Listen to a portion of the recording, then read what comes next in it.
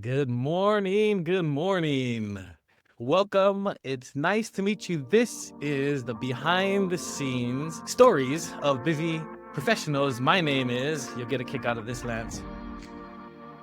Faleulu, Robati, Nicolau, Mikaeli, Penholo, Taulau, Usilfano. I nailed it this time. Yes.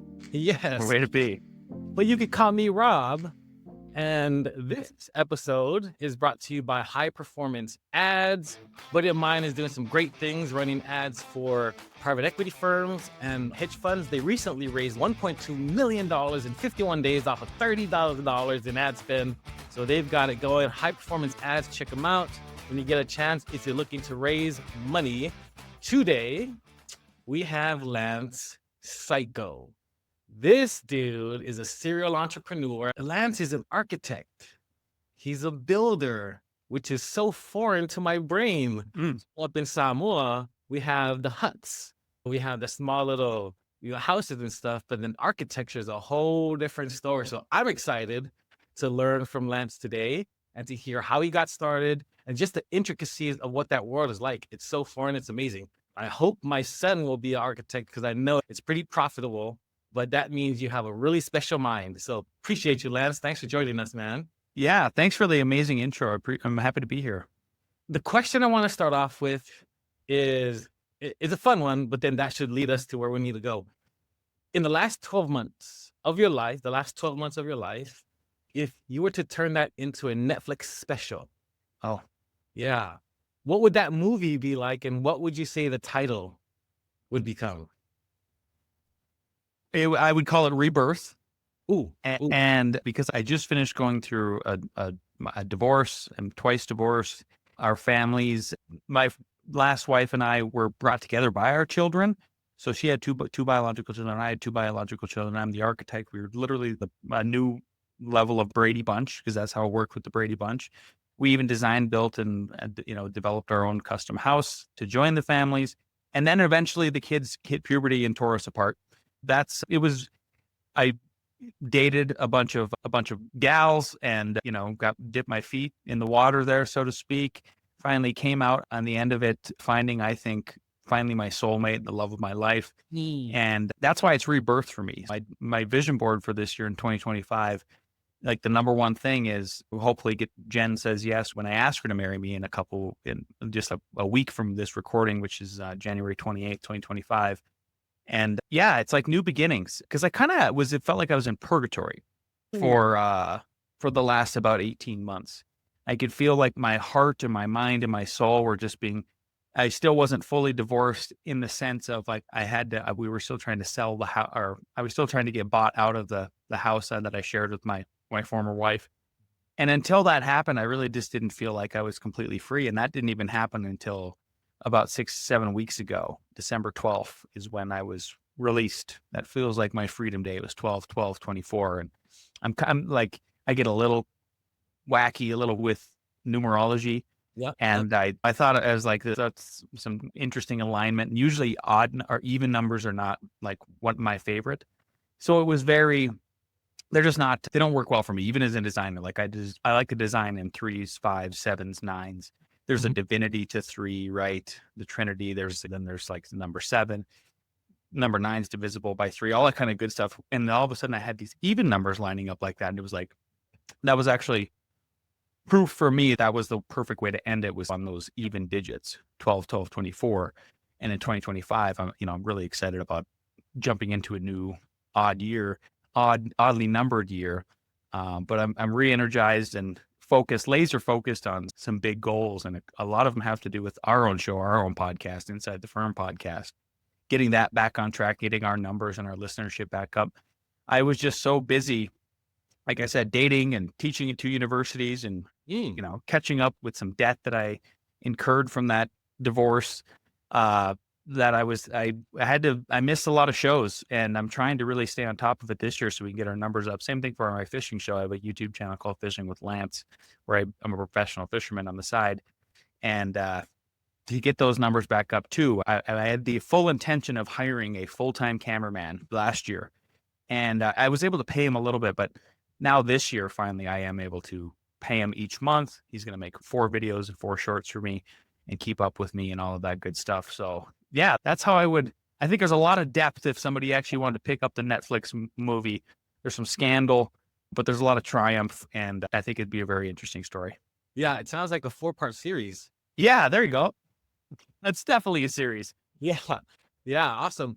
So I imagine that not only the occupation, but what you've built, and I don't want to say it like part of your identity, but the architecture piece of who you are was maybe the constant throughout everything from the ups and downs, or was that part of the questioning process? Oh, I'm not sure about this either when you're going through it. It actually has to do with the law of polarity. That's for me what grounds me and centers me. Okay. When I try to think of the law of polarity through the lens of Marcus Aurelius's Meditations and being a modern day Stoic. So about 4 or 5 years ago, I read the book Meditations by Marcus Aurelius, and I'd heard you would just if you're in the bro podcasting circles, you just hear about this over and over again as like meditations. And prior to that, I had been into morning routines. It's always been a very big thing in my life to embrace the mornings, have something called like the golden hour. That's what I call it in the morning. You get those first hours before anybody else gets up. It's a way to stay ahead of the world. It's a way to control your time, and then honestly everybody else's time. And that's for me like the path towards freedom. The reason I bring up the law of polarity though is sure through the profession of architecture and being a builder and being a real estate developer, and actually being divorced prior to that, and having my former wife, the first one, who was the biological mother of my children, like abandoned me and my kids for 3 years, and then I was a single dad and all of that. Becoming a actually middle-aged person, I'm 41, about to be 42, is when getting through enough of life and being able to look in the rearview mirror a little bit and reflect. I realized then doing podcasts like this, what was getting pulled out of me by some of the hosts was I was explaining the law of polarity. And finally, one podcast host told me, because the framework would be, I would tell them a story, and I would say, every time it seems like something negative happens in my life, like there's this huge positive thing that happens in return, and vice versa too. If it's just all positive stuff, it almost feels like the rug is going to get pulled out from you underneath you sometimes. And then negative things happen. They go, oh, you're describing the law of polarity. And I go, is that a real thing? Yeah. Because I would even describe it in terms of physics. I was like, you can't have electricity if you don't have negative plus positive. You have to have both of those things for there to be a balance with electricity, or otherwise it just goes awry. So my children were, about a year ago, we sat down for dinner, and they were asking me, hey Dad, does like anything scare you? Like, it seems like nothing scares you. Yeah. And I go, because I think I'm just, fearless entrepreneur, goes out and fisherman, outdoorsman, does all these things. My daughter will ask me, we'll go out in the wilderness, go hiking in the mountains. She'd be like, aren't you scared? You're scared you're going to get lost? And I'm like, no, I know the mountains by my heart, type of thing. And I said, the only time I ever get scared, guys, is when it's just all good stuff happening. And they're like, what? And I go, yeah. I go, because there's been so many negative things that have happened in my life. And then in hindsight, after I go through the negative cycle of that part, something super beautiful and positive happens every time on the other end of it. And I go, I actually get real excited when the bad stuff is happening, because I know that I'm going through a fire. I'm going through a very difficult period, and that eventually I'm going to come on the other side, and it's going to be this beautiful, positive thing. Like one of these quote that I like a lot is, a man cannot remake himself without suffering, for he is both marble and the sculptor. I just love that of going through the negative stuff. Think about how a diamond is made under intense heat and pressure, right? And then you come out, this piece of coal comes out on the diamond side of thing. But again, to relate it to what you were suggesting there, Rob, is yes, if I hadn't been this entrepreneur, having all these experiences in business, and then they also relate personally to architect, builder, professor, real estate developer, all of those things, and having negative things happen to me through clients or projects and stuff like that. And then it seems like positive comes out in the end of it. And that's, for me, proof of God. It's proof of like providence, proof of that I'm supposed to be on this, that I'm on the right track, even if it seems like I'm on the negative track with all of that. Yeah, boy, that's a really powerful resilience position. I imagine you maybe learned it or it was modeled to you. There was an example you saw, or do you think it progressed slowly as you matured throughout all the years? It progressed slowly. Yeah. Yeah. It's real hard. And that's why I do these, I do interviews like this, Rob, is I want people to be able to, if they can relate to me Yeah. Yeah. as a young person, and I'm a little bit older than them, and I can maybe save them from over worrying about things and just being a little bit more relaxed, or just tell stories about negative stuff that they could avoid in that kind of way. Just learn from my lessons. My mom, there's some phrases I don't like that she says, but there's some phrases that I do. And one of the ones is, "It is what it is." And my girlfriend hates it because it's defeatist. And I go, no, it's the stoic approach to being in a negative situation. Is you go, it is what it is. Now what? What is the next step? How do we move on from beyond here? And that's just been super helpful. I always try to see a positive light, even in the worst projects, the worst clients, the worst things that can happen to you. And look for those fingerprints again of God and divinity, and that goodness is flowing still. I like the fact that it's a law, the law of polarity, because it's a definitive type of belief. When there's a bad, there has to be a good. But on the flip side, when there's a good, just be prepared because there will be a bad. That's pretty powerful. How did the serial entrepreneurial thing happen for you? Oh, 'Cause you're doing a bunch of different things. yeah, great question. If anybody goes on LinkedIn and they look me up, I'm the only one. Lance, last name Cayko, Cayko. They'll notice that my preferred pronouns are positive reactionary, because that's what I am. It took me a while. I would make up other ones just to be a contrarian and all that. And finally I was like, you know what? I'm a positive reactionary. That's my whole thing. And again, it took me like 40 years to name myself that. But why I say I'm that is because I think I'm an entrepreneur because I reacted to my mother and father who were not. So I grew up in Northwest North Dakota, and in a very rural area in between a cattle ranch and a sugar beet farm. And one of the things I noticed about my mother and father is they had this anxiety about money. One of the phrases I didn't like that my mom always said is, she says, having money isn't everything and not having it is. And she said, having money isn't everything, but she never finished it. Right. And then 10 years ago, I was listening to Kanye West, is one of my favorite rappers, and he finally finished that phrase for me. And he finished it where it's saying, having money isn't everything, not having it is. And I went, oh, that's what, yes, for me, that's what it is. And it's not that I'm like this person who has all these possessions. It's 2025 and I drive a 10-year-old Suburban with 240,000 miles on it. I'm not how you're buying all flashy clothes and everything. Like, I dress pretty plainly, black V-neck, like jeans from like Guess or something like that, and like tennis shoes from Nike. It's not about that. It's what, for me, what money does is it gives you more moves on the chessboard of life.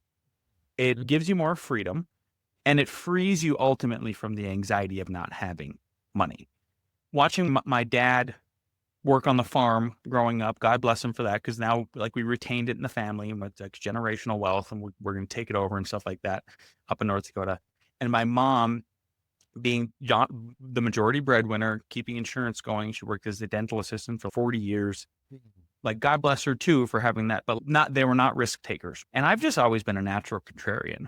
And so that's why I think I moved in the direction I did in terms of being a serial entrepreneur and starting all these different companies, architecture company, building company, real estate development company, podcasting, going out and teaching at 2 universities, a nonprofit, community garden, all that kind of good stuff is that's why I'm the reason I'm here in terms of being an entrepreneur. Yeah, I actually wanted to be a builder first.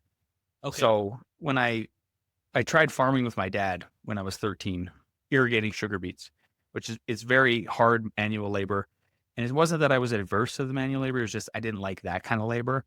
And I didn't like my dad and I didn't get along too well at the same time. And my best friend, I was like, Chris, I want to quit this job. Do you want it? He goes, oh yeah, I would love that. And I go, cool. So the next day I went and told my dad, I'm like, hey, it's going to be my last day. Chris is happy to come tomorrow. It's all good.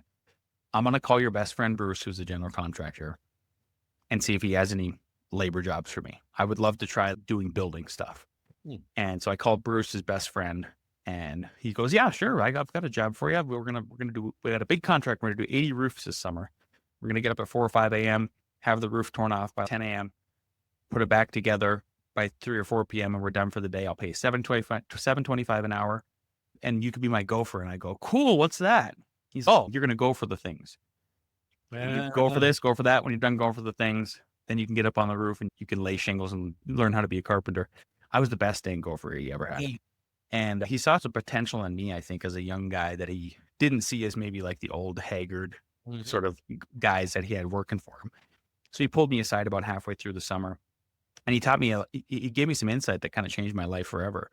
And it was, he said, hey, I'm paying you $7.25 an hour. How much do you think I'm paying? How much do you think I'm charging the client for each hour of your time? And I go, $7.25 an hour. And he laughed. And I was like, what's so funny? And he goes, that's not how it works.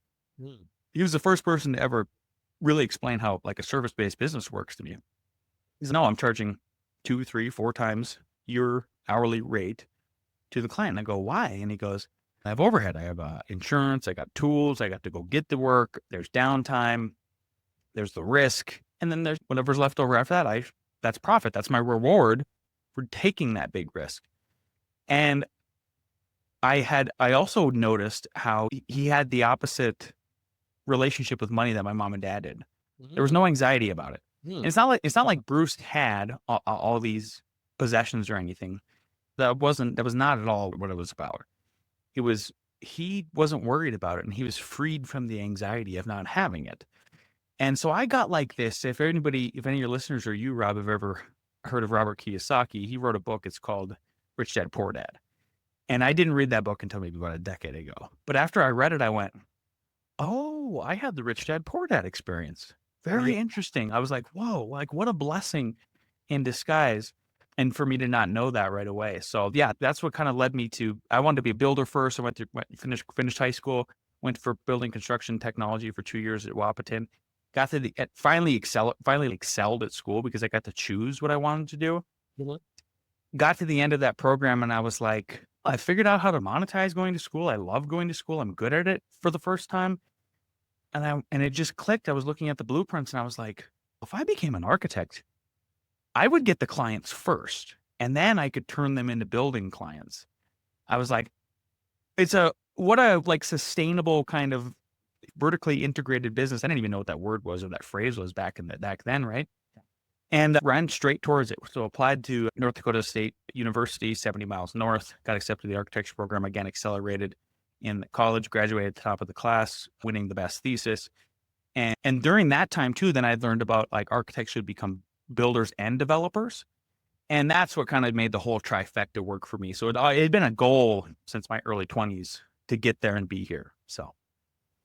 Would you say an architecture would need a lot of creative side, imaginative, or more on the technical type of thought process? It's a balance, actually. So the way I like to describe architecture is that it's the balance between science and art. And you really need to be about half and half to be the best, I think. And we haven't even started talking about business-wise. I know you mentioned like that maybe your son you're like, oh, I wish my son would be an architect. Architects only make about 5 to 10% of a construction budget. Builders make 20 to 30%.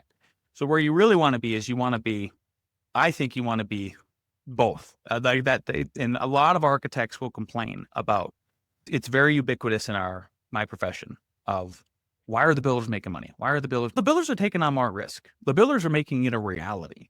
It's a harder job. Like being in a cushy office, drawing lines is much easier. And I can say that because I wear all 3 hats. And ultimately, if you really want to be wealthy, then you need to actually take the final leap and become a real estate developer.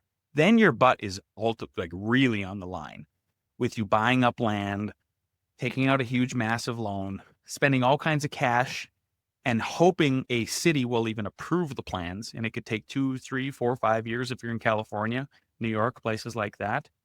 That's ultimately where you want to be, I think. There's this myth that Hollywood has played with architects making all this money, and it is a sexy profession. Don't get me wrong.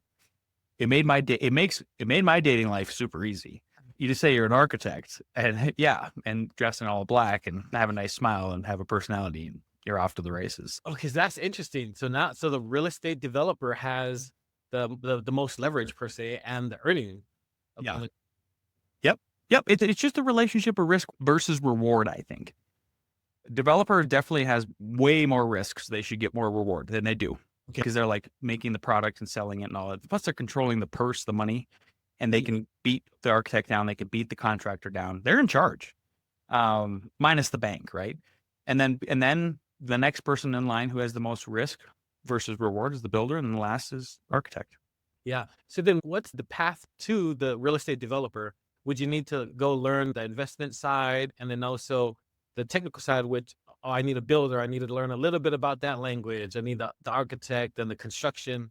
Would they need to learn all of those ahead of time, or can you just find a mentor and that does real estate developer and learn from that person? Yeah, I like where you're headed with the mentor. Yeah, 100%.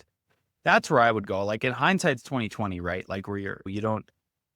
If you would have asked me this question prior to us actually becoming real estate developers too and investors, I wouldn't have had a good answer. But I think the answer is exactly that. If you can find a mentor, if you can find somebody to work with who show you the ropes and is not too covetous with like information. So it's there's a gentleman I met with about a year ago. I met him like maybe, almost a decade ago, I think, at a business conference. And he moved from Michigan, moved down here, and he became like the right-hand man of one of the biggest real estate developers and investment holders in Boulder County. And he worked with him for about a decade. And so when I finally went and had lunch with him after not seeing him for a long time, I go, Ben, where are you headed next? And he goes, I just spent 10 years in like my own grad school mentoring under this person. He goes, I got paid the whole time. He goes, I learned so much. And he goes, I want to replicate what he does, but in my own way. And this is a man who went to business school at like University of Michigan. This is not like he didn't know architecture, no real estate development, no building knowledge and stuff like that. But he was able to pick it up from the mentor in that kind of a way. Because there really isn't like a school for this sort of thing. No. Yeah. Man. So you're into all those. What keeps you going? What keeps me going? I just have this innate, I think men are particularly blessed with unlimited energy. I think that's one of the things God gave us is if we take care of ourselves and treat ourselves well. Like for me, my morning routine tries to be very strict. Wake up between 5 a.m. and 6 a.m. every day, get up, drink a big glass of water, put the coffee on, stretch. I pray the rosary every morning, or at least I try to. And then by the time I'm done with that, coffee's done and I'm on the computer and I start my 2 golden hours in the morning and get ahead of the world. That's where I usually do my most creative work too, business-wise, architecture-wise, any kind, not just drawing and stuff like that. So I just have and ultimately being an entrepreneur, I think is even more creative than being an architect. Like I really like to juice up and venerate the entrepreneurs out there because I'm like, they're so creative. You're making up a new company, right? Even if it's like a variation of a different company, you're making up like how to market. Every day is just so exciting and invigorating. I'm just never bored with it, with whatever I do. Like my girlfriend has asked me, she's hell bent on retiring at some point. I'm like, not me. Like, why would I? But especially I'm the boss. I get to do what I want generally. I can make my own hours. Next weekend, I'm taking Friday off and Monday off and doing an annual birthday trip where we go up to Fort Peck, Montana and go ice fishing for lake trout. Stuff like that is what keeps me going. I really feel blessed compared to most people. And I really try to acknowledge that a lot, especially with my son who doesn't know what he wants to do. He's 20. And I go, man, not everybody's like me and my business partner. We're at 13. We knew what we wanted to do. Like we were truly blessed with kind of a beeline path towards where we're headed. Yeah. And it sounds like the podcast is going to start taking off again. Yeah, I hope so. Yeah. It's not like it fell off or anything like that. It's just, we didn't have the best numbers last year, but it was because we were inconsistent, and consistency is key with anything, right? Especially when you're it's even starting a business or a career. There's a compounding interest effect of, can I stick with one thing for an extended period of time? And it's like the tortoise and the hare sort of story of you can be the hare and run as fast as you want, but who wins at the end of the day? It's like the tortoise who's just slow, steady, consistent, that sort of thing. Yeah, that's good. Last question I have for you. What's out of all of your life experiences, the the peaks, the valleys. What would be the biggest encouragement that you would give someone that's just getting started and deciding what they want to do for the future, whether they're young or old and doing something new? Yeah, what would be your encouragement to them? Oh man. Again, look for that negative. When the worst thing happens to you in your career, it could probably, maybe the next day is going to be the start to the most positive. In 2008, I graduated at the top of my architecture class, basically like in the top 10 of just architects graduating because of where our university ranked in the rankings. And I big bushy eyed, like ready to take on the world, and felt like I'd earned my place at this internship in Boulder, only to be let down 9 months later, crying, driving home to my wife and calling my grandmother and be like, I got laid off. So like completely dejected. I just had a newborn child. So we had two at that point. And I want to just remind everybody about the Michael Jordan story. So if everybody, I'm a 90s kid and huge basketball fan then if you grew up in the 90s because it was the golden era of the NBA. And if people don't remember, Michael Jordan got cut from his high school basketball team in between his junior and senior year. Like he didn't make the starting squad. So just like me, I got cut. And I really resonated with Michael Jordan having a chip on his shoulder. Yeah. And then using that chip on your shoulder as fuel. And especially if you're a man and you have this energy about you, take that negative and put it in your belly and pretend like it's a piece of coal that is burning and it just drives you every single day, and march and put one foot in front of the other and just keep looking forward. That's good. That's good. And remember that the law of polarity will always, predict what's going to happen next and be able to own that. So I appreciate it. Where do we send people to check you out? I think Inside the Firm. The podcast. Yeah, go to InsideTheFirmPodcast.com. You can check us out there. We're on YouTube. We're on all the terrestrial platforms, iTunes, Spotify, SoundCloud, all the other good stuff. If you want to keep up with everything I'm doing professionally, go to F9Productions.com. You can sign up to our newsletter. And then LinkedIn, I already mentioned. I will link in with anybody. Just type in LANCE, last name CAYKO, and I'll link in with you. F9, right? F9. Yep. Okay. Man, I appreciate you. Guys, check out the Inside the Firm podcast, F9 Productions.